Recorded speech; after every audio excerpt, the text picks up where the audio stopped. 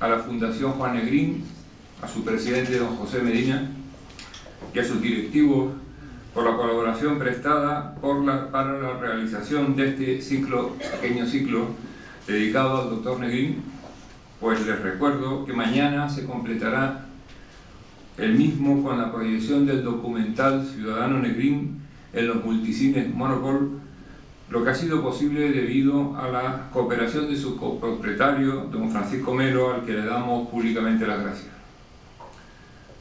70 y tantos años después de la Guerra Civil Española de la primera mitad del siglo pasado, todavía arden los rescoldos producidos por la gran conflagración de la lucha entre los fascistas y golpistas reaccionarios y las fuerzas democráticas y de izquierdas de nuestro país. Tanto uno como otro bando de aquella época no tienen vigencia en nuestro tiempo presente. Los vencedores en 1939 de la Guerra Civil Española no son aceptables por nadie en el mundo democrático. Ninguna variante de la derecha democrática, desde el fin de la Segunda Guerra Mundial, comparte lo que significó Franco y su dictadura, que ha sido una herida sangrante padecida innecesariamente por los españoles durante 40 años. Las fuerzas políticas que defendieron al gobierno legítimo de la República contra el golpe de Estado tampoco encuentran equivalente próximo en nuestros días.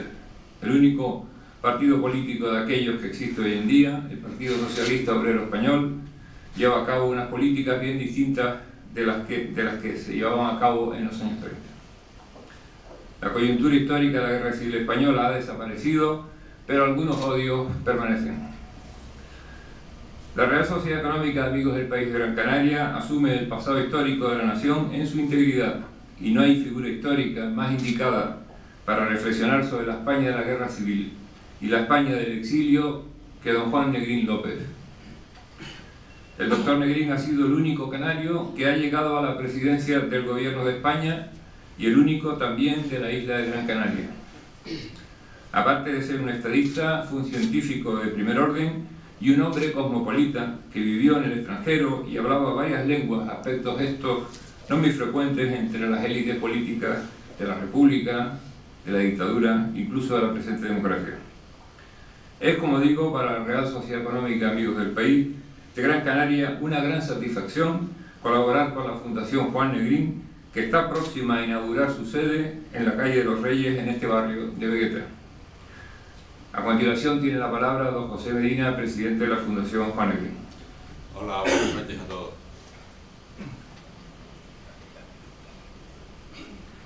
Buenas noches. Quisiera en primer lugar, en nombre de la Fundación Juan Negrín, dar las gracias a la Sociedad Económica de Amigos del País por esta iniciativa de traernos a dar cuenta de un personaje como don Juan Negrín, ¿no? Y además creo que aquí es el marco donde estos aspectos de la identidad canaria y la identidad española de Juan Negrín parece que caen como en esta señera institución que siempre estos dos conceptos los ha tenido bastante claros. Si me permiten, voy a contar dos anécdotas que me han ocurrido relacionadas con estos hechos. En 1981 visitó en las Islas Canarias la Organización para la Unidad Africana. Había mucho nerviosismo en ese entonces, estábamos en la transición, situación delicada del país, y había presionado a la Organización de la Unidad Africana, había sido presionada fundamentalmente, me imagino que por Argelia, y en el tema del M-Payá, ¿no? La descolonización de Canarias, la famosa descolonización y el colonialismo español. Hubieron reuniones, yo asistí como miembro del Ayuntamiento de Las Palmas, presidiendo la Juan Rodríguez Doreste, asistí y fui el último en hablar, porque al cerrar el ciclo en aquel momento, y le dije muy claramente al doctor Copio, que se llamaba, y al grupo de personas que habían venido a visitar. Venían invitados por el gobierno español por la preocupación que tenían sobre este tema, ¿no? Y le dije sencillamente que el que les hablaba era canario de generaciones y había heredado de todos sus ancestros, había heredado por todas sus líneas, había heredado la condición de español, ¿no? Robles Piquer fue quien trajo esa comisión de la OUA y en una parte me dio un abrazo y me dio las gracias y yo recuerdo que le contesté, pues no entiendo por qué, pues para nosotros y creo que para muchísimos que estamos aquí el ser español es una cosa bastante natural, ¿no? Y es por el hecho también de ser canario, como intentaré demostrar. La segunda anécdota que le quiero contar me ocurrió, nos ocurrió con relación a una visita que se hizo a Israel debido a las relaciones diplomáticas que se entablaron con aquel país en 1987.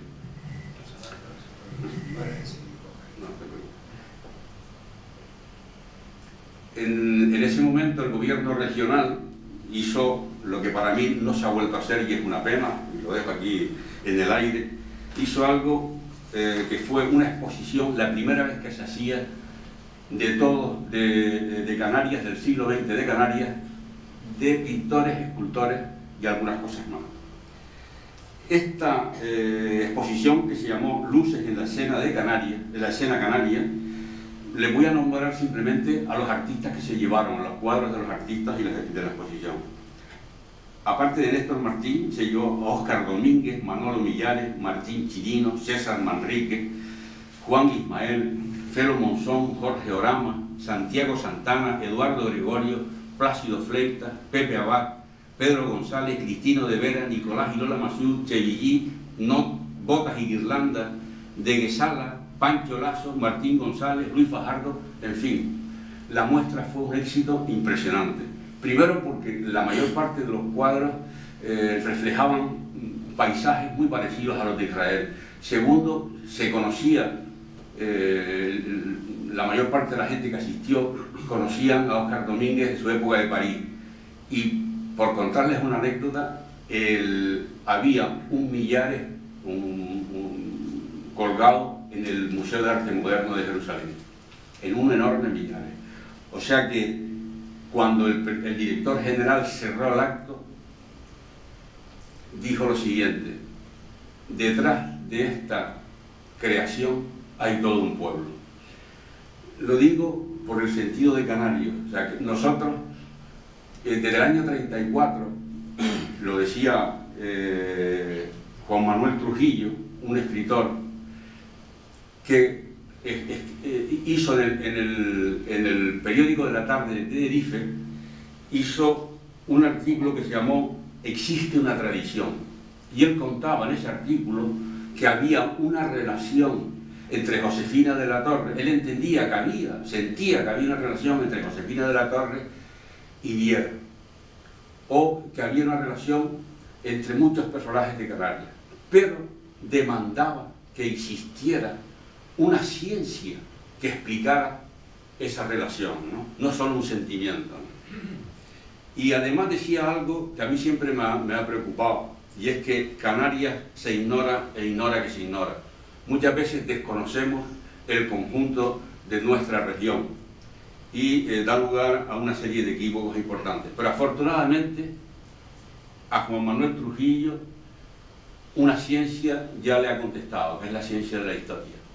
Desde mitad del siglo pasado ha habido cientos de publicaciones de historiadores españoles relacionados con todos los 7 siglos de historia de Canarias. Y por decirles algunos, empezamos con la Memoria de Estudios Atlánticos, la Casa de Colón, esta misma Sociedad Económica, la Universidad de La Laguna con el Instituto de Estudios Canarios, en fin, un mundo de trabajo que han hecho posible que tengamos claro la conciencia de pueblo que somos, ¿no? En fin, y ahora entraría en el tema que me traía aquí esta noche, ¿no? Para poder demostrar que el sentimiento español de Juan Negrín proviene de su identidad canaria, necesitaremos hacer un largo recorrido por la historia de las islas y un examen de la identidad de nuestros más representantes prohombres, sean militares, políticos, intelectuales o de cualquier otra condición, laica o religiosa. pueblo llano o burguesía. También debemos releer a Negrín para verificar la versión que el gran historiador canario, el emérito profesor de la Universidad de Harvard, Juan Marichal, escribió.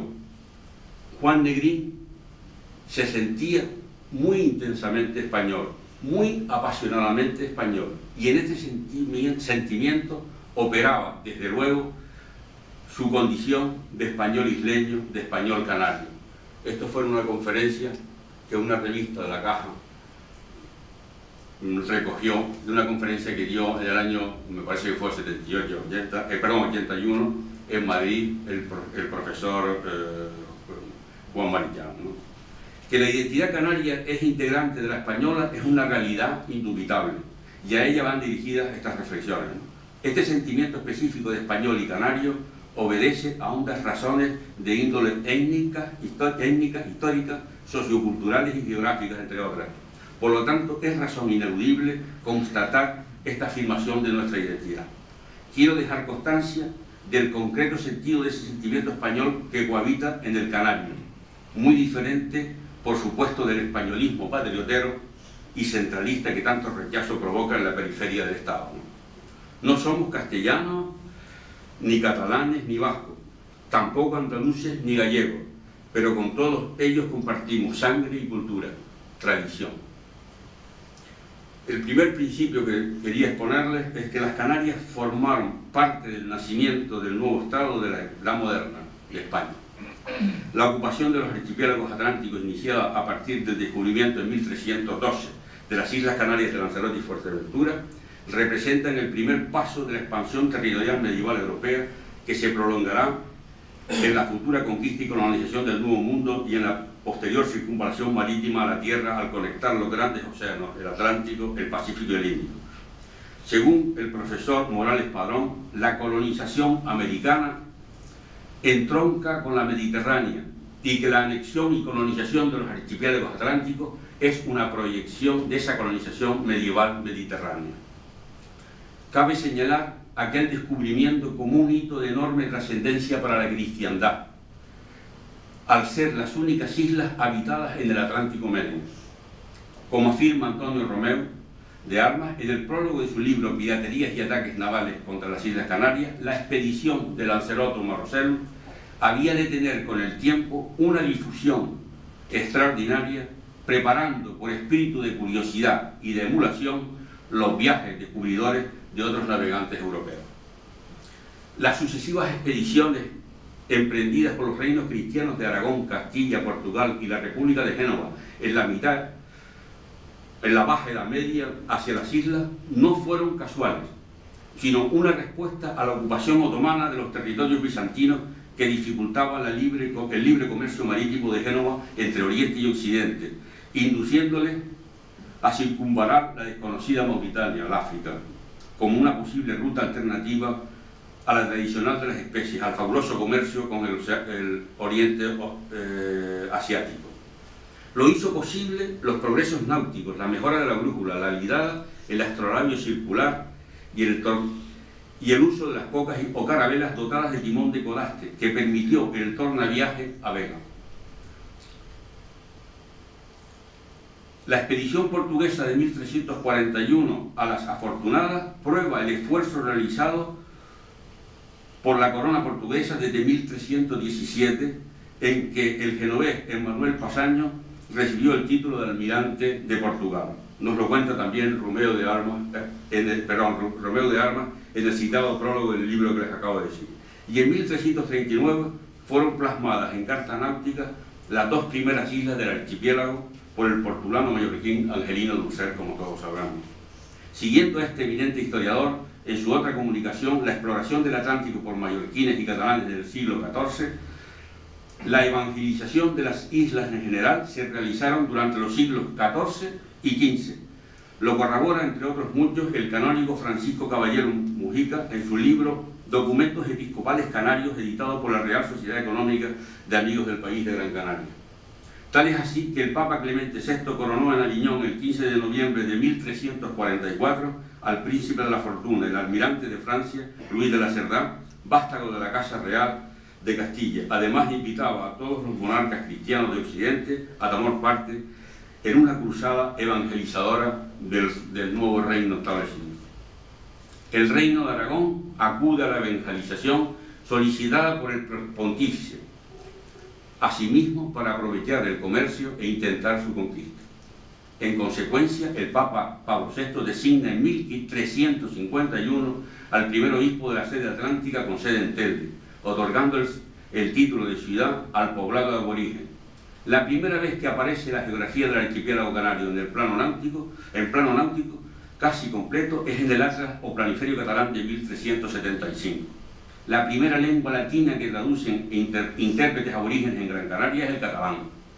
Los reinos de Castilla y Portugal se disputarán en todo el largo de 1400 la posesión del archipiélago. Los capitanes, posteriormente, ya los capitanes Jean de Bettencourt en 1402 y Gallifrey de la Salle, se enseñorean de las islas navegando sus aguas de oriente a occidente, bajo el vasallaje de Castilla.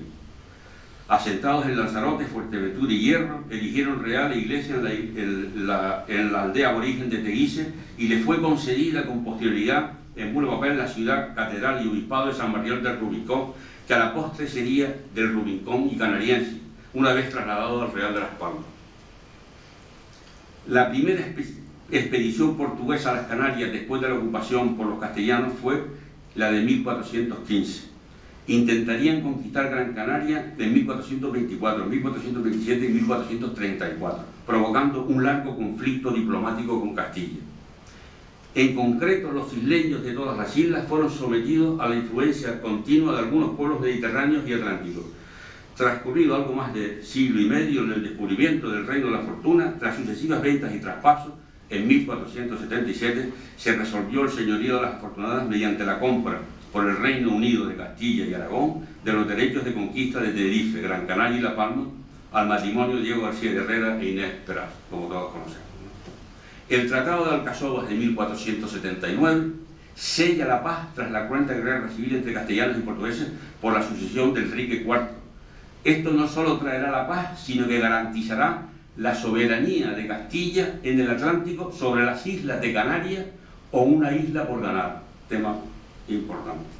Entre la fecha de 1344, año en que se eligió el Reino de la Fortuna de Aviñón, y la de 1496, año de la culminación de la conquista de las Islas Realengas, la temprana y progresiva incorporación a la historia común europea del archipiélago es un hecho incuestionable, antes y tras el inicio de la conquista militar de Gran Canaria en 1479.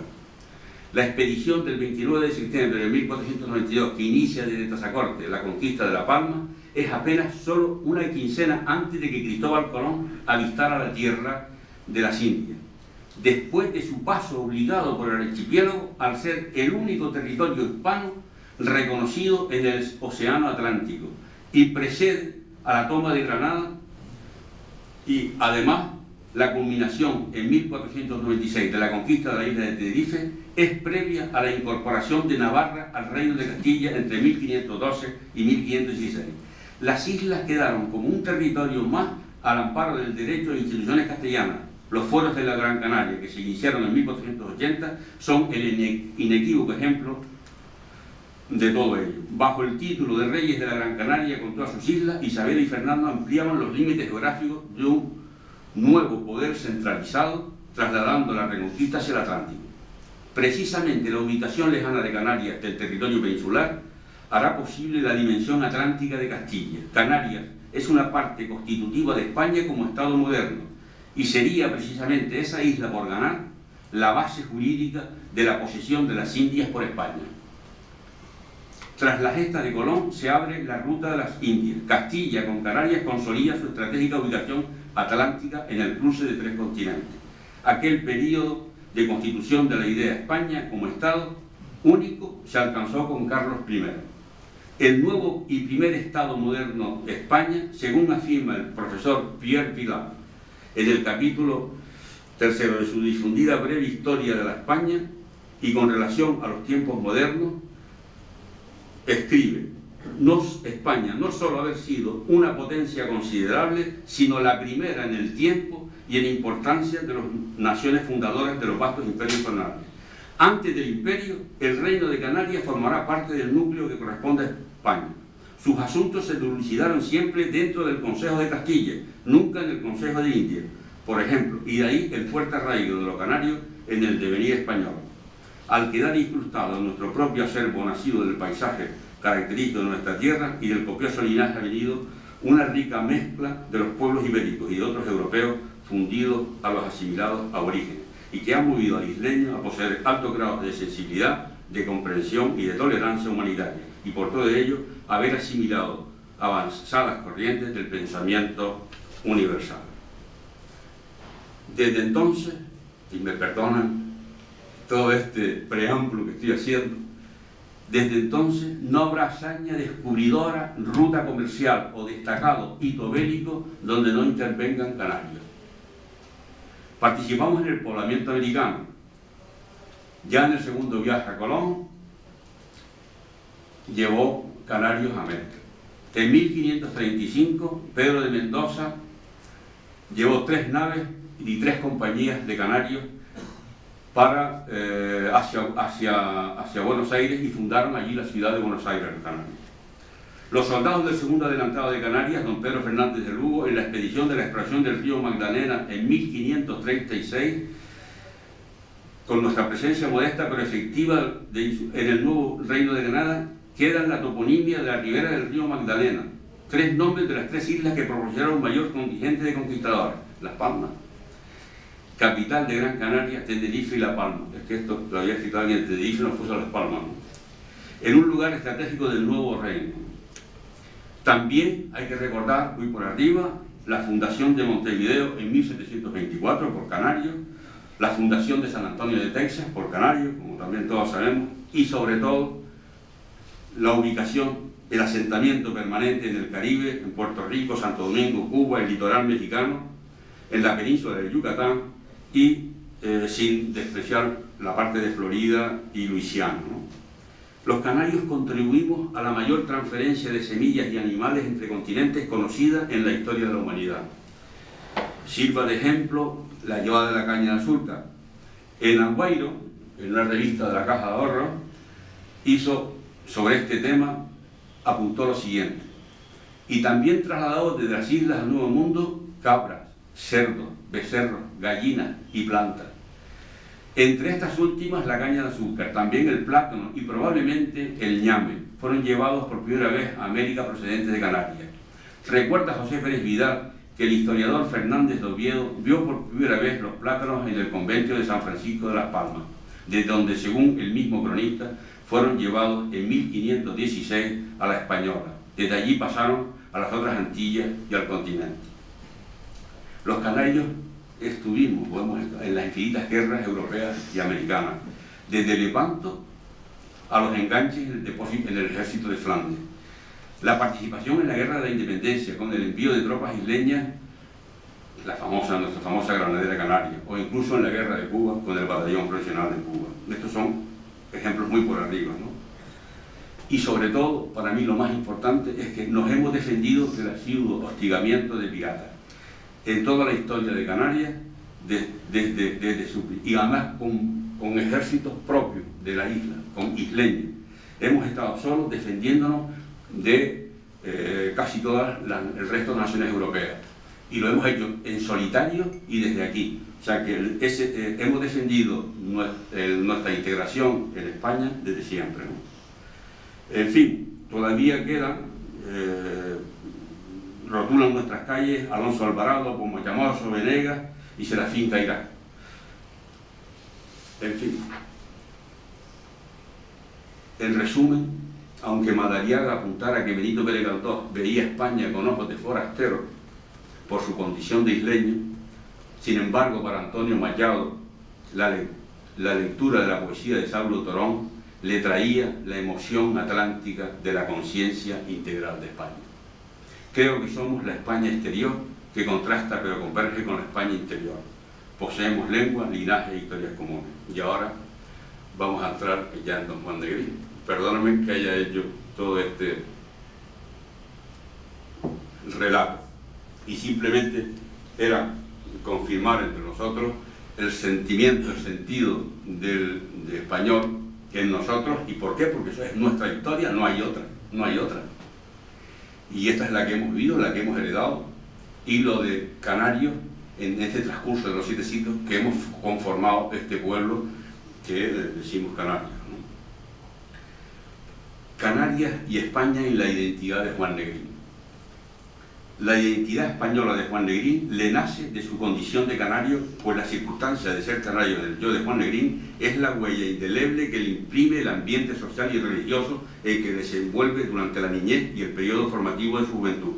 Lo hereda de una prolongada tradición familiar, le viene aparejado por una rigurosa educación escolar, le resulta y procede de unas costumbres dominantes en lo cotidiano popular y por último emana de cada piedra, de cada calle de su ciudad natal. Conjugar España y Canarias en Juan Negrín es patentizar la relación de afinidad entre ellas expresada por él durante toda su trayectoria vital. La familia Negrín era canaria de generaciones. Juan Negrín hereda el sentimiento de español de ese entorno familiar, de la tradición oral que es la memoria hablada, que como afirmó Menéndez Pelayo, una muestra evidente de la antigua lírica castellana quedó en las endechas como la de Guillén Peraza, y que María Rosa Alonso reconoce en los innumerables romances conservados en las islas desde el 1400 y recogidos por Damas Alonso en su libro Poesía de la Edad Media.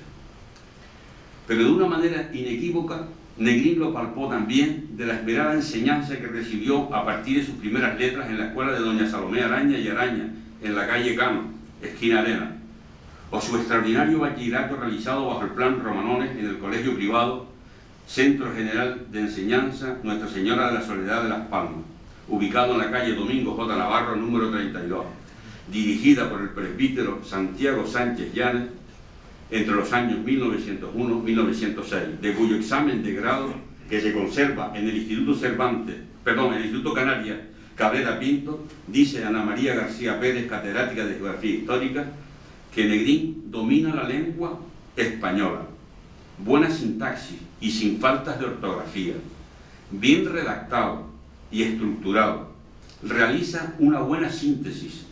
Dichos exámenes fueron calificados como sobresalientes y nos permiten comprobar que destaca tanto en ciencia como en letra, que domina la lengua española y es maduro intelectualmente, con capacidad de relación y de análisis, emitiendo juicios, como refleja su letra sin rasgos infantiles, segura a pesar de que solo tenía 14 años. De sus profesores, Negrín señala a don Pablo Rodríguez, que le acompaña en su despedida de la ciudad una vez acabado el bachillerato en su primer viaje hacia Alemania, y su encuentro circunstancial con el electoral Feo Ramos en el patio de los Naranjos de la Catedral.